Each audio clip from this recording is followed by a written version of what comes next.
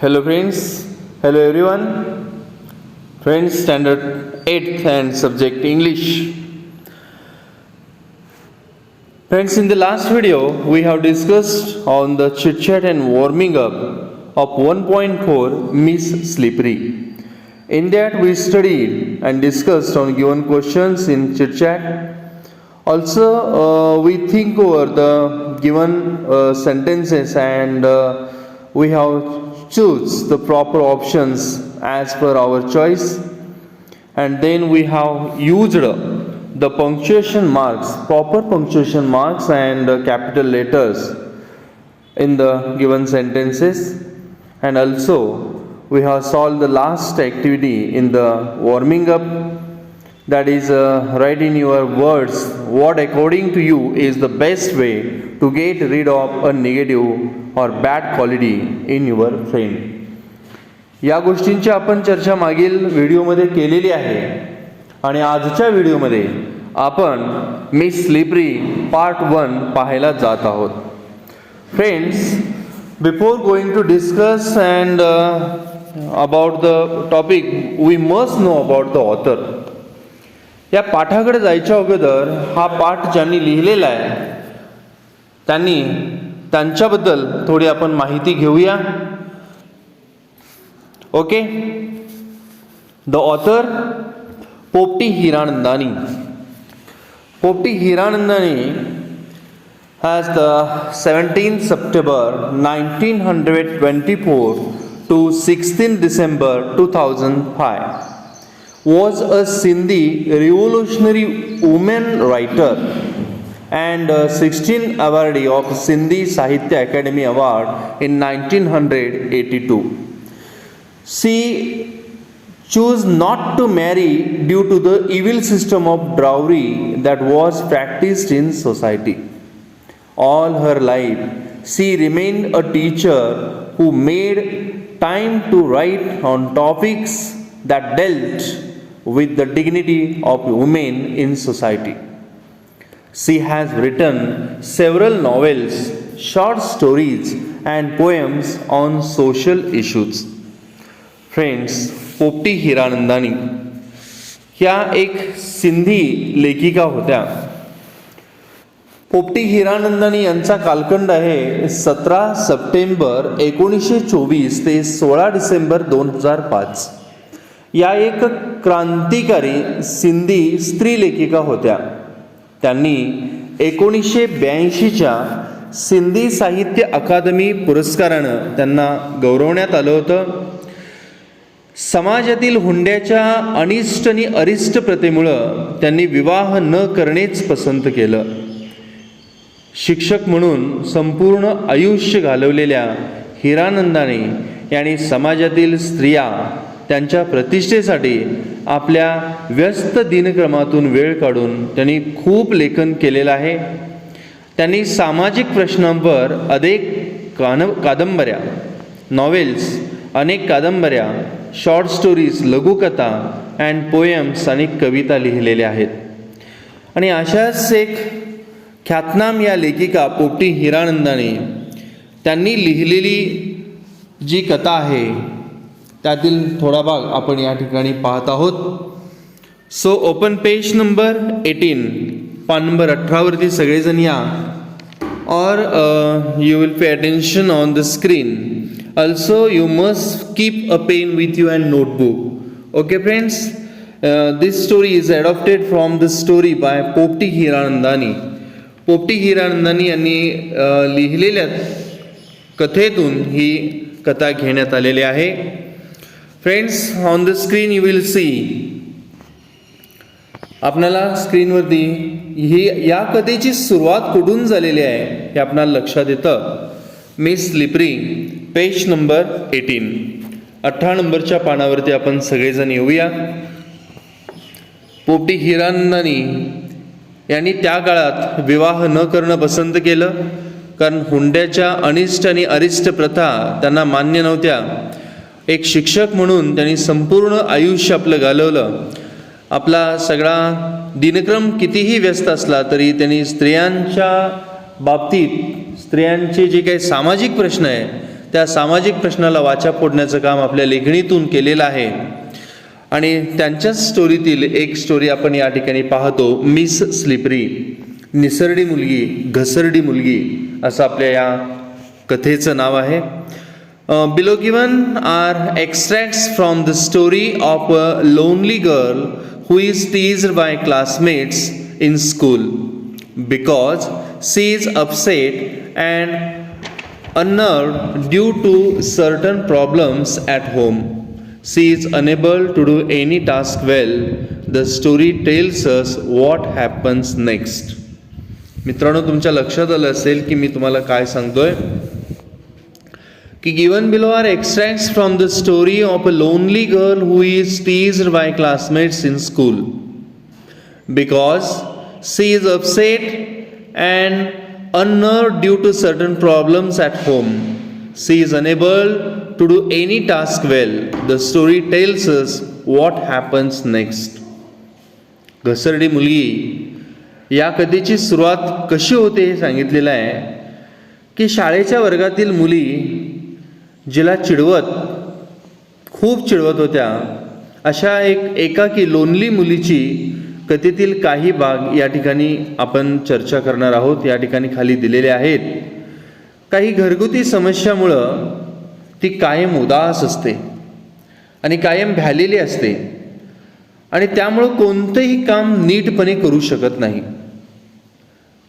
हृदयाच्या खोल कोपऱ्यापर्यंत भीती तिच्यात दडलेली आहे, खूप घाबरलेली आहे आणि कायम उदास असते घरातल्या आईबाबांच्या भांडणामुळं. आणि त्या भांडणाचा परिणाम ह्याच्यावरती इतका झाला आहे, ती इतकी भ्याली, इतकी उदास आहे की तिच्या हातून कोणतंच काम व्यवस्थित घडत नाही, नीटपणे करू शकत नाही. आणि मग अशी परिस्थितीमध्ये तिच्या हातनं काय काय चुका होत जातात, काय काय घटना घडतात, पुढं काय होतं ते या गोष्टीतून आपण जाणून घेऊया. So I will read the first part 1. In the first paragraph, pay attention. पहिला पॅरेग्राफ वाचतोय. I got ready and went to school. In the first period, our class teacher who taught us English told us to take out our composition notebooks. I took out the mathematics notebook by mistake. I replaced it quickly, but the teacher perhaps had kept her gaze fixed on me. She shouted, "Come here with your books, Sarla, Saili." I obeyed her, but her angry looks made my legs tremble, and when I reached her chair, the notebook fell on her feet. पहिलीच घटना काय घडली बघा. आईबाबांचं घरी असलेली समस्या, problem आणि त्यामुळं हिच्या मनामध्ये दडलेली भीती, संपूर्ण घाबरलेली, संपूर्ण भेलेली आणि नेहमी उदास असलेली मुलगी. पण तिच्या डेली लाईफमध्ये, तिच्या रुटीन लाईफमध्ये, साध्या साध्या गोष्टींमध्ये सुद्धा तिला ज्या समस्येला सामोरं जावं लागत होतं त्यातली एक समस्या या ठिकाणी दिलेली आहे. त्या पहिल्या पॅरेग्राफमध्ये एक बोल्ड वर्ड या ठिकाणी आपल्याला गेज हा दिसतो. मार्जिनमध्ये पहा, गेज मीन्स स्टेअर, मीन्स एक टक पाहणे, टक लावून पाहणे असा त्याचा अर्थ होईल. I will read the first para once again. I got ready and went to school. In the first period, our class teacher who taught us English told us to take out our composition notebooks. I took out the mathematics notebook by mistake. I replaced it quickly, but the teacher perhaps had kept her gaze fixed on me. She shouted, "Come here with your book, Saili." I obeyed her, but her angry looks made my legs tremble down. And when I reached her chair, the notebook fell on her feet. मी तयार होऊन शाळेला गेले. पहिल्या तासाला आमच्या इंग्रजीच्या वर्ग शिक्षकांनी आम्हाला निबंधाची वही बाहेर काढायला सांगितली. मी चुकून गणिताची वही काढली. पटकन मी ती बदलली, पण बाईंचं लक्ष माझ्याकडं होतंच. त्या ओरडल्या, "सायली, तुझी वही घेऊन इकडे ये." मी निघाले, पण त्यांची रागीट नजर बघून माझे पाय लटपटू लागले आणि खुर्चीजवळ पोहोचल्यावर माझी वही त्यांच्या पायावर पडली. आता सायलीच्या हातातली वही मॅडमांच्या पायावर पडल्यानंतर वर्गात नक्कीच हास्यकल्लोळ होणार, इतर मुली हसणार आणि नेमकं तेच घडलं. Some girls laughed loudly. Some girls laughed loudly. The teacher thought that I had dropped the notebook on purpose. She started. She stared at me with an all-devouring look. Go and stand near your seat, she yelled. I kept standing, punished for the whole period. या ठिकाणी dark word आपल्याला या ठिकाणी एक phrase मिळते. मार्जिनमध्ये तुम्हाला दिसते all during look. All during look means a frightening look. Frightening look घाबरवणारा दृष्टिक्षेप, बाईंचा घाबरवणारा दृष्टिक्षेप या अर्थानं all during look a frightening look घाबरवणारा दृष्टिक्षेप. सायली तिथं आली आणि तिच्या हातातली वही हातातून पडली, बरोबर मॅडमांच्या पायावरती पडली. Some girls laughed loudly. The teacher thought that I had dropped the notebook on purpose. She stared at me with an all-devouring look. Go and stand near your seat, she yelled. I kept standing, punished for the whole period. काही मुली मोठ्यानं हसल्या. बाईंना वाटलं की मी मुद्दाम वही पाडली. त्यांनी माझ्याकडे रागानं रोखून पाहिलं. जा, तुझ्या बाकाजवळ जाऊन उभी राहा, त्या ओरडल्या. शिक्षा म्हणून मी तशीच पूर्ण तास उभी राहिले. The next was history class and my favourite subject. The teacher had asked us to memorize the causes and effects of the Battle of Panipat. I was well prepared. She began testing all of us one by one. When my turn came, I went blank. The teacher gave me a stern stare while I stood there still with my head hanging down in shame. पुढची घटना या ठिकाणी दिलेली आहे. पहिल्यांदा आपण dark word जो दिलेला आहे पहा मार्जिनमध्ये went blank. Went blank means could not remember anything. Could not remember anything सुन्न होणे, काहीही न आठवणे. स्टर्न. स्टर्न मीन्स स्ट्रिक्ट, कडक या अर्थानं हा शब्द आहे.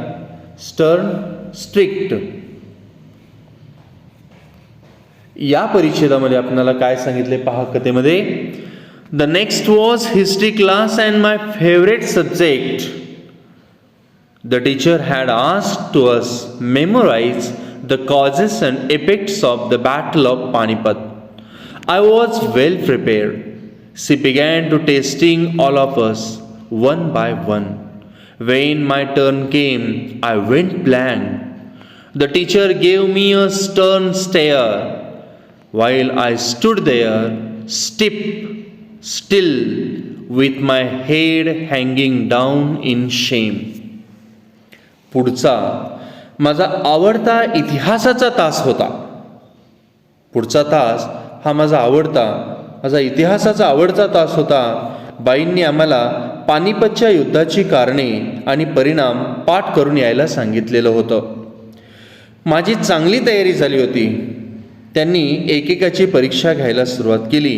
प्रत्येकाला टेस्ट करायला सुरुवात केलं आणि माझी पाळी आल्यावर मी पूर्णपणे सुन्न झाले. मला काहीच आठवेना. शर्मेने मान खाली घालून मी तशीच बधीरपणे उभी राहिले आणि बाई माझ्याकडे कडक नजरेने रोखून पाहत होत्या. कडक नजरेने माझ्याकडे बाई रोखून पाहत होत्या.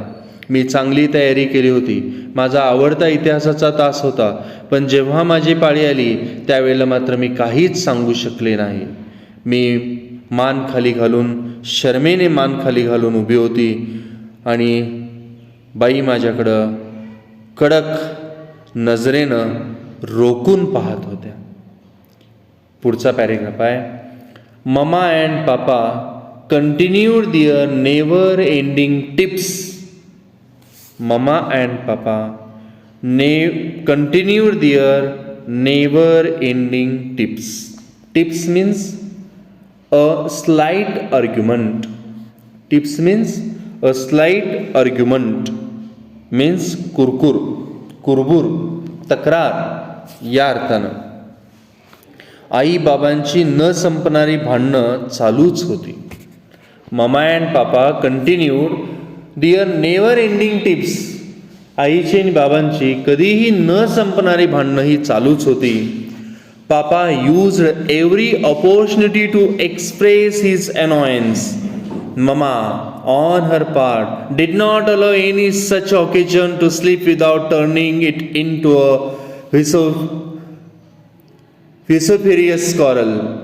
The quarrel was between the two, but the punishment inevitably descended on a third one, that is me at school.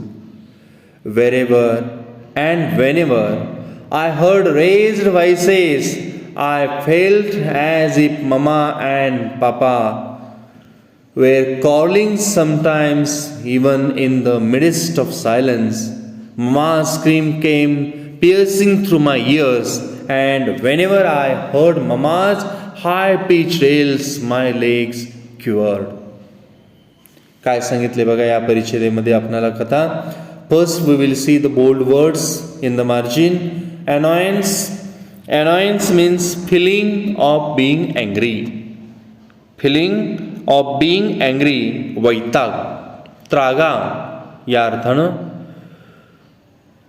Next, vociferous, noisy and forceful in expressing one's feelings. Noisy and forceful in expressing one's feelings. मोठमोठ्याने, तावातावाने या अर्थानं. इन्व्हिटेबली, certainly, निश्चितपणे. इन्व्हिटेबली, certainly, निश्चितपणे. Descended means कम और go down. चावर पडसाद उमटणे. Descended means चावर पडसाद उमटणे. And quivered on next page. Quivered means shook और ट्रेम्बल, थरथरणे, कंप पावणे या अर्थानं. ओके, हा परिच्छेद आपण पुन्हा एकदा पाहूया. So pay attention on page number 18 वरचा लास्ट पॅरेग्राफ पहा मित्रांनो पुन्हा एकदा. Mama and papa continued their never ending tiffs. Papa used every opportunity to express his अनॉयन्स.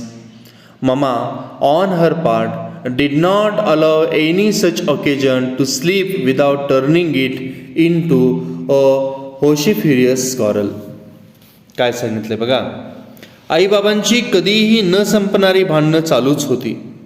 बाबा त्यांचा राग व्यक्त करण्याची एकही संधी सोडत नव्हते आणि दुसरीकडे आई कुठलाही प्रसंग तावातावाने भांडण केल्याशिवाय जाऊ देत नव्हती. काय होत होतं पहा. आई आणि बाबांच्या मध्ये न संपणारी भांडणं चालूच होती. बाबा त्यांचा राग व्यक्त करण्याची एकही संधी सोडत नव्हते आणि दुसरीकडं आई कुठलाही प्रसंग तावातावानं भांडण केल्याशिवाय जाऊ देत नव्हती. अशी ही परिस्थिती घरामध्ये होती.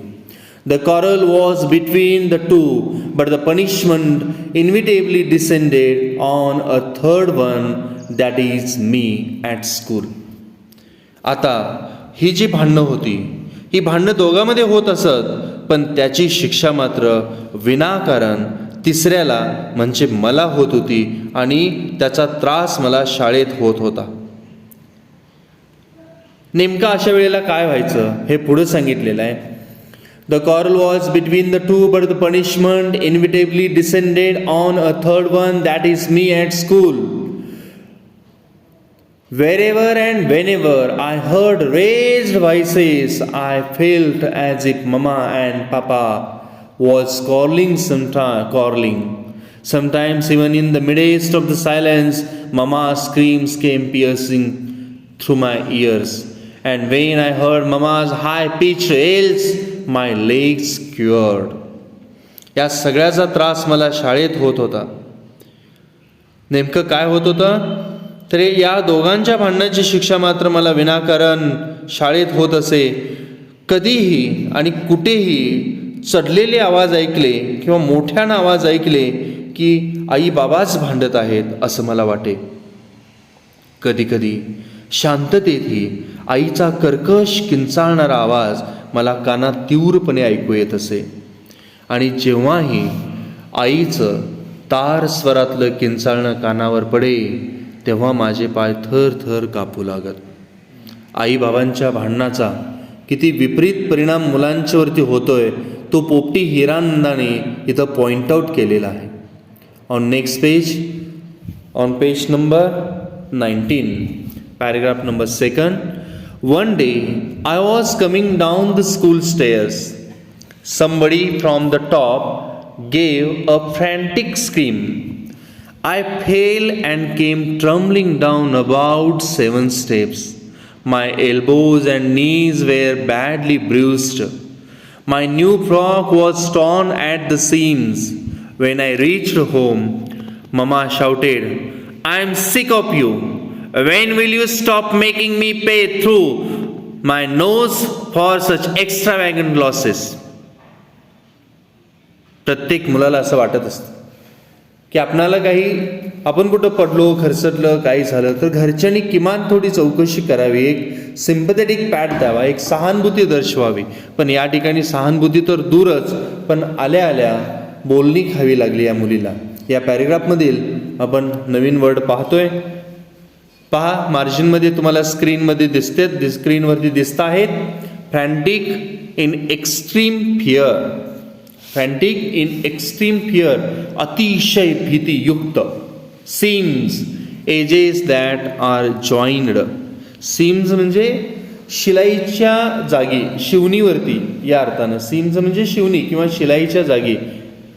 एक्स्ट्रावॅगंट, व्हेरी एक्सपेन्सिव्ह, अति खर्चिक. लिंगर्ड, रिमेन बिहाइंड म्हणजे खूप वेळ रेंगाळत राहणे. हा पुढच्या पॅरेग्राफमधील शब्द आहे. पहा, I will read the paragraph once again. All of you must pay attention. One day I was coming down the school stairs. Somebody from the top gave a frantic scream. I fell and came tumbling down about 7 steps. My elbows and knees were badly bruised. My new frock was torn at the seams. When I reached home, Mama shouted, "I am sick of you. When you will stop making me pay through my nose for such extravagant losses?" अगदी कोण मोठ्यानं आवाज जरी केलं तरी हिचे पाय थरथर थरथर कापायचे. हिला असं वाटायचं की आईच किंचाळायला लागलेले, आईच ओरडायला लागलेले. असं व्हायचं, थरथर पाय कापू लागायचं. आणि यावेळचा एक प्रसंग या ठिकाणी इथं सांगितलेला आहे त्यानं की एके दिवशी शाळेच्या पायऱ्या उतरत असताना वरून कोणीतरी अचानक किंचाळले. मुलं तुम्ही नेहमी शाळेच्या पायऱ्या उतरत असताना किंचाळता, तसं या ठिकाणी कोणतरी किंचाळलं वरच्या बाजूला. आणि मी 7 पायऱ्या गडगडत खाली पडले. माझ्या कोपरांना आणि गुडघ्यांना खूपच खरचटलं. नवीन फ्रॉक ही शिवणीपाशी फाटला. घरी पोहोचले तेव्हा आई ओरडली, रागावली, करदावली. मला वैताग आलाय तुझा. असल्या फालतू गोष्टीसाठी पैसे खर्च करायला लावणं कधी संपवणार आहेस तू, कधी थांबवणार आहेस तू, अशी ती ओरडली. Mother seized me by the arm, gave me a good jerk and seated me on the bed. She fetched an antiseptic lotion and applied it to my elbow and knees, but did not hug me. But did not hug me. I will repeat this sentence once again. But did not hug me. Within me lingered the yearning that she would hold me and console me. Even if she had given me just a symptomatic pat, my smarting limbs would have been soothed. The new words from the margin. पहा, नवीन शब्द या पॅरेग्राफमधील की lingered, remained behind, खूप वेळ रेंगाळत राहणे. Earning, लॉंगिंग for, आस लागणे, आस धरणे या अर्थानं लॉंगिंग फॉर, आस धरणे, आस लागणे. Next console. Console means comfort, आश्वस्त करणे. कन्सोल मीन्स कम्फर्ट, आश्वस्त करणे. स्मार्टिंग, हर्टिंग, दुखावलेले. स्मार्टिंग मीन्स हर्टिंग, दुखावलेले. अँड नेक्स्ट सूत्र. सूत मीन्स बिकेम लेस पेनफुल, वेदना शमणे, वेदना कमी होणे, थोडं बरं वाटणे या अर्थानं बिकेम लेस पेनफुल, कमी, वेदना कमी होणे. I will read this paragraph once again, pay attention. आणि आई काय ओरडले तिच्यावरती की मला वैताग आलाय तुझा असल्या फालतू गोष्टीसाठी पैसे खर्च करायला लावणं, कधी थांबवणार आहेस तू. Mother seized me by the arm, gave me a good jar and seated me on the bed. She fetched an antiseptic lotion and applied it to my elbow and knees, but did not hug me. Within me lingered the yearning that she would hold me and console me. Even if she had given me just a symptomatic pat, my smarting limbs would have been soothed. आणि त्या क्षणाला आईनं हाताला घट्ट पकडून मला जोरात खेचलं, ओढलं आणि पलंगावर बसवलं. तिनं जंतुनाशक औषध माझ्या कोपऱ्याला आणि गुडघ्याला लावलं, पण मला जवळ घेतलं नाही. मला जवळ घेऊन तिनं माझी समजूत काढावी अशी एक तीव्र आस माझ्या मनात लागून राहिली होती. तिनं नुसता सहानुभूतीनं माझ्या पाठीवर हात जरी ठेवला असता तरी माझ्या दुखऱ्या पायांची वेदना कमी झाली असती, पण तसं काहीच झालं नाही. My younger brother was close by. As mama walked away to the kitchen, he came and sat beside me. He placed his little hand on my arm and whispered, are you in great pain? I hugged him tight and started crying again. त्यावेळेला आईनं थोडी मला सहानुभूतीदर्शक पाठीवर हात जरी ठेवला असता तरी माझ्या दुखऱ्या पायांची वेदना कमी झाली असती, पण तसं काहीच झालं नाही. माझा धाकटा भाऊ जवळच होता. आई स्वयंपाकघरात गेल्यावर तो माझ्या शेजारी येऊन बसला. त्यानं त्याचा लहानसा इवलासा हात माझ्या हातावर ठेवला आणि हळूच म्हणाला, खूप दुखतंय का तुला? मी त्याला घट्ट मिठी मारली आणि पुन्हा हुंदके देऊन रडू लागले. I used to walk quite cautiously, yet I would often stumble. One day the class monitors announced, well, we shall call her Slippery. Others sleep on wet ground. Siley manages to sleep even on dry land. आणि त्यानंतर काय झालं की प्रत्येक वेळेला मी जपून सावधपणे चालायची, तरीही सारखी पडायची, अडखळायची. आणि एक दिवस वर्गाची मॉनिटर, वर्गाची प्रमुख म्हणाले, आपण हिला नाव घसरडी ठेवू.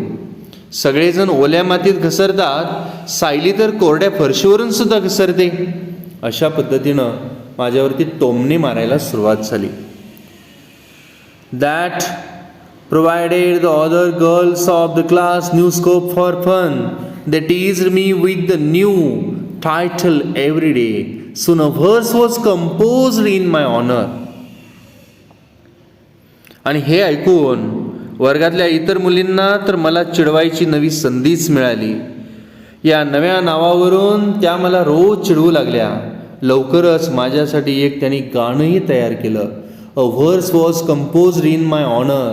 माझ्यासाठी एक गाणंही त्यांनी, मला चिडवण्यासाठी एक गाणं तयार केलं. आणि त्या मला असं म्हणत, slippery slippery slipping without mud. Slippery slippery slipping without mud. Ask her the simplest question, no answer is your luck. घसरडी घसरडी चिखलाशिवाय घसरते. घसरडी घसरडी चिखलाशिवाय घसरते. तिला कुठलाही सोपा प्रश्न विचारा, तुम्हाला उत्तर मिळणारच नसते. अशा पद्धतीनं माझ्यावरती त्यांनी कविताही करायला सुरुवात केल्या. I lived in perpetual fear of everyone, the girls, the teacher, the young and the old. When I was in class, I dared not move out, and when I was outside, I was afraid of re-entering the class. Nor could I muster the courage to speak to anyone. या ठिकाणी काही नवीन शब्द आहेत, आपण मार्जिनमध्ये पाहूया. पहा, मग, wet, mud और डर्ट, ओला, चिखल, घाण या अर्थाने. परपेच्युअल, कॉन्स्टंट मीन्स सदैव. नेहमी, muster courage, gather courage means धैर्य एकवटणे. हे काही नवीन शब्द आपणाला या ठिकाणी दिसत आहेत. काय सांगितले बघा या पॅरेग्राफमध्ये. in the first part, the last paragraph in the first part, I lived in perpetual fear of everyone, the girls, the teachers, the young and the old. When I was in class, I dared not move out, and when I was outside, I was afraid of re-entering the class.